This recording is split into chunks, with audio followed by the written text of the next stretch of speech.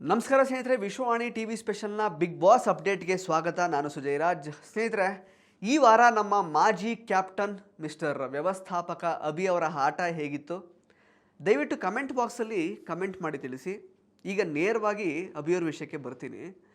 ಅಭಿ ಅವರು ಅಕಸ್ಮಾತ್ ಗೆಸ್ಟ್ಗಳೇನಾದರೂ ನಮ್ಮ ಪಾದ ಪೂಜೆಯನ್ನು ನೀವು ಮಾಡಲೇಬೇಕು ಅಂತ ಹೇಳಿರ್ತಿದ್ರೆ ಬಹುಶಃ ಅದು ಕೂಡ ಮಾಡಿಬಿಡ್ತಾ ಇದ್ರೇನೋ ಅಲ್ವಾ? ಅಸಲಿಗೆ ಈ ವಾರದಲ್ಲಿ ಕ್ಯಾಪ್ಟನ್ ಅಭಿ ಕ್ಯಾಪ್ಟನ್ ಥರನೇ ಇರಲಿಲ್ಲ. ಅತಿಥಿಗಳು ಕೇಳಿದ್ರು ಅಂತ ಕ್ಯಾಪ್ಟನ್ ರೂಮನ್ನೇ ಬಿಟ್ಟು ಕೊಟ್ಟಂತಹ ಏಕೈಕ ಕ್ಯಾಪ್ಟನ್ ಯಾರಾದರೂ ಇದ್ದರೆ ಅದು ನಮ್ಮ ಅಭಿಷೇಕ್ ಅವ್ರು ಮಾತ್ರ. ವಾರದ ಶುರುವಿನಲ್ಲೇ ತಾವು ಕ್ಯಾಪ್ಟನ್ ಅನ್ನೋದನ್ನೇ ಅಭಿ ಮರೆತುಬಿಟ್ರು. ಸರಿ, ಬಟ್ ಅದು ಅಲ್ಲಿಗೆ ನಿಲ್ತಾ? ಇಲ್ಲ.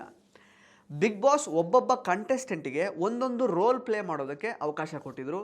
ಅಭಿ ಅವರು BB ಪ್ಯಾಲೇಸ್ನ ವ್ಯವಸ್ಥಾಪಕರಾಗಿದ್ದರು. ಒಬ್ಬ ವ್ಯವಸ್ಥಾಪಕನಾಗಿ ಗೆಸ್ಟ್ಗಳು ಏನೇ ದಬ್ಬಾಳಿಕೆ ಮಾಡಿದರೂ ಕೂಡ ಅವರು ಎಲ್ಲೂ ತುಟಿಕ್ ಪಿಟಿಕ್ ಅನ್ನಲಿಲ್ಲ. ಅದೇನು ಪಾಯಿಂಟ್ ಸಿಗಲ್ಲ ಅಂತ ಭಯನೋ ಅಥವಾ ಬಂದಿರುವಂತಹ ಅತಿಥಿಗಳ ಮೇಲೆ ಭಯನೋ ಅಥವಾ ಟಾಸ್ಕ್ನ ಚೌಕಟ್ಟು ಏನು ಅಂತ ಅವರಿಗೆ ಅರ್ಥ ಆಗಲಿಲ್ವೋ ಗೊತ್ತಿಲ್ಲ. ಲಿಮಿಟ್ ಮೀರಿ ಗೆಸ್ಟ್ಗಳು ಬಿಹೇವ್ ಮಾಡಿದಾಗಲೂ ಕೂಡ ಅಭಿ ಅವರು ಯಾವುದೇ ಮಾತಾಡಲಿಲ್ಲ.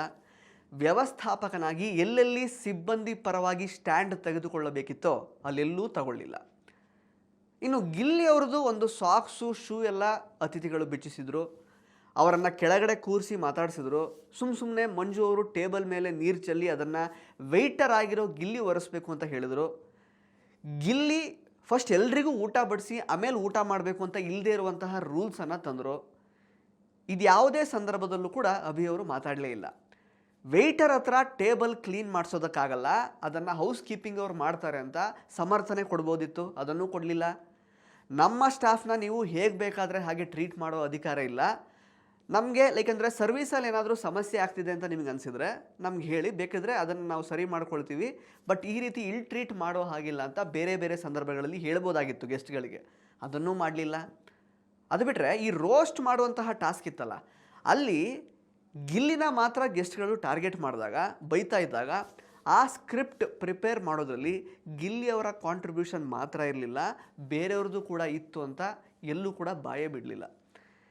ಗಿಲ್ಲಿಗೆ ನಾಯಿ ಥರ ಆಡಬೇಡ ಅಂತ ಮಂಜು ಅಂದಾಗ ಅಶ್ವಿನಿ ಅವರು ಅನಾವಶ್ಯಕವಾಗಿ ತಲೆಯಲ್ಲಿ ಬುದ್ಧಿ ಇಲ್ಲ ಅಂತ ಚೈತ್ರ ಮುಂದೆ ಒಪ್ಪಿಕೊಳ್ಳೋದಕ್ಕೆ ರೆಡಿ ಇಲ್ಲದೆ ಇದ್ದಾಗಲೂ ಕೂಡ ಸ್ಟ್ಯಾಂಡ್ ತಗೊಳ್ಳಿಲ್ಲ. ನಿಜಕ್ಕೂ ಇಂತಹ ಒಬ್ಬ ಅಸಹಾಯಕ ವ್ಯವಸ್ಥಾಪಕ ಮತ್ತು ಕೈಲಾಗದೇ ಇರುವಂತಹ ಕ್ಯಾಪ್ಟನನ್ನು ಬಿಗ್ ಬಾಸ್ ಮನೆ ಇದುವರೆಗೂ ವಿಟ್ನೆಸ್ ಮಾಡಿರಲೇ ಇಲ್ಲ. ಇನ್ನು ಇದನ್ನೆಲ್ಲ ಸೈಡಿಗಿಟ್ಟು ಪಾಯಿಂಟ್ಸ್ ಹಂಚಿಕೆ ವಿಚಾರಕ್ಕೆ ಬರೋಣ. ಇದರಲ್ಲೂ ಕೂಡ ಮಿಸ್ಟರ್ ಅಭಿ ಅವರಿಗೆ ಕ್ಲಾರಿಟಿ ಇರೋ ಥರ ಕಾಣಲಿಲ್ಲ.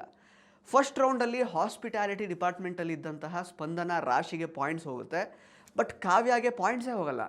ಯಾಕಪ್ಪ ಕೊಡಲಿಲ್ಲ ಪಾಯಿಂಟ್ಸ್ ಅಂತ ಕೇಳಿದ್ರೆ, ನಾನು ಹೇಳಿದ್ದನ್ನು ನೀವು ಮಾಡಲಿಲ್ಲ ಅಂತಾರೆ.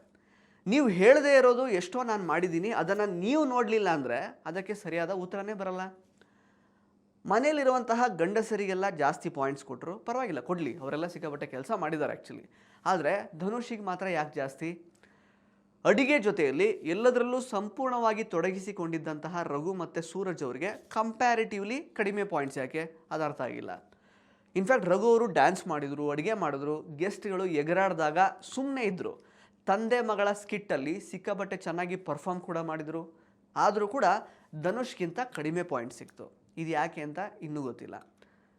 ಇನ್ನು ಕಾಮಿಡಿ ಏನಂತ ಹೇಳಿದರೆ, Abhi last week captaincy task win ಆಗೋದಕ್ಕೆ ಪ್ರಮುಖವಾದಂತಹ ಕಾರಣರಾದ ಗಿಲ್ಲಿ ಮತ್ತು ಅಶ್ವಿನಿ ಅವರಿಗೆ 50 ಪಾಯಿಂಟ್ಸ್ ಸಿಕ್ತು. ಭಯಂಕರ ಮಾರೆ. ಆಯಿತು, ನಿಮ್ಮ ಪ್ರಕಾರ ಗಿಲ್ಲಿ ಏನೋ ಮಹಾನ್ ತಪ್ಪು ಮಾಡಿದ್ದಾರೆ, ಸೊ ಗೆಸ್ಟ್ಗಳಿಗೆಲ್ಲ ಅವಮಾನ ಮಾಡಿದಾರಲ್ವಾ, ಸೊ ಅದಕ್ಕೋಸ್ಕರ ಕೊಟ್ಟಿಲ್ಲ. ಆದರೆ ಅಶ್ವಿನಿ ಅವ್ರು ಏನು ಮಾಡಿದರು? ಅಶ್ವಿನಿ ಅವರು ಒಂದು ಸಲ ಆ್ಯಕ್ಚುಲಿ ಅಲ್ಲಿ ಸಾರಿ ಕೇಳಲ್ಲ ಅಥವಾ ನಂಗೆ ಬುದ್ಧಿ ಇಲ್ಲ ಅಂತ ಹೇಳಲ್ಲ ಅಂತಂದರು. ಅದು ವ್ಯಾಲಿಡ್ ಪಾಯಿಂಟ್ ಅಲ್ವಾ ಅದು? ಅದನ್ನು ಬಿಟ್ಟು ಅವರು ಸಿಕ್ಕಾಪಟ್ಟೆ ಚೆನ್ನಾಗಿ ಇನ್ವಾಲ್ವ್ ಆಗಿದ್ರಲ್ಲ ಮನೇಲಿ. ಫುಟ್ ಮಸಾಜ್ ಮಾಡಿದರು, ಹೆಡ್ ಮಸಾಜ್ ಮಾಡಿದರು, ಹಾಡು ಹೇಳಿದ್ರು, ಸಖತ್ತಾಗಿ ಇದ್ರಲ್ಲ ಅವರು. ಇನ್ನು ರಕ್ಷಿತಾ ಅವರಂತೂ ಕತ್ತೆ ಕೆಲಸ ಮಾಡ್ದಂಗೆ ಮಾಡ್ತಾನೆ ಇರ್ತಾರೆ.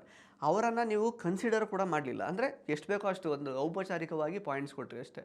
ಹುಡುಗಿಯರಲ್ಲಿ ನಿಮಗೆ ಬರೀ ಸ್ಪಂದನ ಮತ್ತು ರಾಶಿಕಾ ಜಾಸ್ತಿ ಕಾಣ್ತಾಯಿದ್ರು. ಅದನ್ನು ಫೇವರಿಸಮ್ ಅನ್ಬೇಕಾ ಅಥವಾ ಕನ್ಫ್ಯೂಷನ್ ಅನ್ಬೇಕಾ ಅರ್ಥ ಆಗಿಲ್ಲ.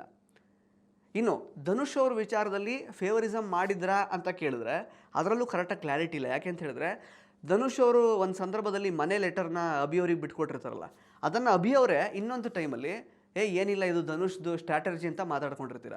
ಸೊ ಈ ಟೈಮಲ್ಲಿ ಹಾಗಾದರೆ ಫೇವರಿಸಮ್ ಮಾಡಿದ್ರು ಅಂತ ಹೇಳೋಕ್ಕಾಗುತ್ತಾ? ಅದು ಗೊತ್ತಿಲ್ಲ. ಹಾಗಾದರೆ ಕನ್ಫ್ಯೂಷನ್ನೇ ಮಾಡ್ಕೊಂಡ್ರೇನು ಅಂತ ಅಂದ್ಕೊಳ್ಬೇಕಾಗುತ್ತೆ, ಇಲ್ಲಾಂದರೆ ಫಿಕಲ್ ಮೈಂಡೆಡ್ ಅಂತ ಅಂದ್ಕೊಳ್ಬೇಕಾಗುತ್ತೆ ಅಷ್ಟೇ. ಆ್ಯಂಡ್ ಇನ್ನೊಂದು ವಿಷಯ ಎಂತ ಅಂತ ಹೇಳಿದ್ರೆ, ಅತಿಥಿಗಳ ಮುಂದೆ ತನ್ನ ವ್ಯಕ್ತಿತ್ವವನ್ನೇ ಪಣಕ್ಕಿಟ್ಟು ಬೇಕಿದ್ರೆ ಲೈಕಂದ್ರೆ ಅವ್ರು ಏನು ಮಾಡಿದ್ರು ಲೈಕಂದ್ರೆ ಮಾಡಿ ನಾನು ರೆಡಿ ಇದ್ದೀನಿ ಅಂತ ರೆಡಿ ಆಗಿದ್ದಂತಹ ನಮ್ಮ ವ್ಯವಸ್ಥಾಪಕ ಅಭಿ ಅವರಿಗೆ ಕ್ಯಾಪ್ಟನ್ಸಿ ಟಾಸ್ಕ್ ಆಡೋದ್ರಲ್ಲಿ ಸಹಾಯ ಮಾಡೋದಕ್ಕೆ ಯಾರೆಲ್ಲ ಬಂದರೆ ಹೇಳಿ? ಈ ಘಟಾನುಘಟಿ ರಜತ್ತು, ಮಂಜು, ತ್ರಿವಿಕ್ರಮ್ ಇವ್ರು ಯಾರೂ ಬರಲಿಲ್ಲ ಪಾಪ, ಅಷ್ಟೆಲ್ಲ ಕನ್ವಿನ್ಸ್ ಮಾಡಿದರು. ಕೊನೆಗೆ ಟಾಸ್ಕಲ್ಲಿ ಹೆಲ್ಪ್ ಮಾಡೋದಕ್ಕೆ ಬಂದಿದ್ದು ಲಾಸ್ಟ್ ಸೀಸನಲ್ಲಿ ನೆಕ್ಸ್ಟ್ ಲೆವೆಲ್ ಅಚೀವ್ ಮಾಡಿದ್ದಂತಹ ನಮ್ಮ ಚೈತ್ರಾ ಕುಂದಾಪುರ ಅವರು. ಕೊನೆಗೆ ಏನಾಯಿತು ಅಂತ ಗೊತ್ತಾಯ್ತಲ್ಲ ನಿಮಗೆ, ಟಾಸ್ಕ್ ಇದು ರಿಸಲ್ಟು. ಸೊ ಇದು ನಮ್ಮ ಈ ವಾರದ ಕ್ಯಾಪ್ಟನ್ ಮಿಸ್ಟರ್ BB ಪ್ಯಾಲೇಸ್ನ ವ್ಯವಸ್ಥಾಪಕ ಅಭಿ ಅವ್ರ ಬಗ್ಗೆ ನನ್ನ ಅಭಿಪ್ರಾಯ.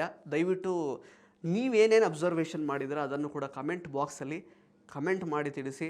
ಸೊ ಏನೋ ಗೊತ್ತಿಲ್ಲ, ಸುಮ್ಮನೆ ಕ್ಯಾಪ್ಟನ್ ಆದರು ಅವರು ಪಾಪ, ಕರೆಕ್ಟಾಗಿ ಅವರಿಗೆ ಮಲ್ಕೊಳ್ಳೋಕ್ಕೂ ಜಾಗ ಇರಲಿಲ್ಲ. ಕ್ಯಾಪ್ಟನ್ ರೂಮ್ನ ಎಂಜಾಯ್ ಮಾಡೋಕ್ಕೂ ಒಂದು ಅಂದರೆ ಅವರೇ ಅದಕ್ಕೆ ಒಂಥರ ಎಲ್ಲ ಕಂಪ್ಲೀಟಾಗಿ ನಾನು ನನ್ನ ಸಂಪೂರ್ಣವಾದ ಇದನ್ನೇ ನನ್ನನ್ನೇ ತನು ಮನ ಧನ ಎಲ್ಲವನ್ನೂ ಅರ್ಪಿಸ್ತೇನೆ ನಿಮಗೆ ಅನ್ನೋ ಥರ ಅವ್ರು ಬಿಹೇವ್ ಮಾಡಿದರು. ಆ್ಯಕ್ಚುಲಿ ಎಲ್ಲೂ ಕೂಡ ಖಡಕ್ ಆಗಿರಲಿಲ್ಲ. ನಿಮಗೂ ಕೂಡ ಹಾಗೆ ಅನಿಸಿದರೆ ದಯವಿಟ್ಟು ಕಮೆಂಟ್ ಬಾಕ್ಸಲ್ಲಿ ಕಮೆಂಟ್ ಮಾಡಿ ತಿಳಿಸಿ. ಫೇವರಿಸಮ್ ಅಂತ ಅನಿಸಿದ್ರು ಕೂಡ ಕಮೆಂಟ್ ಮಾಡಿ. ಧನ್ಯವಾದ. ಇಂಟ್ರೆಸ್ಟಿಂಗ್ ಮತ್ತು ಇನ್ಫಾರ್ಮೇಟಿವ್ ವಿಡಿಯೋಗಳನ್ನು ಮಿಸ್ ಮಾಡ್ಕೋಬೇಡಿ. ಈಗಲೇ ಸಬ್ಸ್ಕ್ರೈಬ್ ಮಾಡಿ.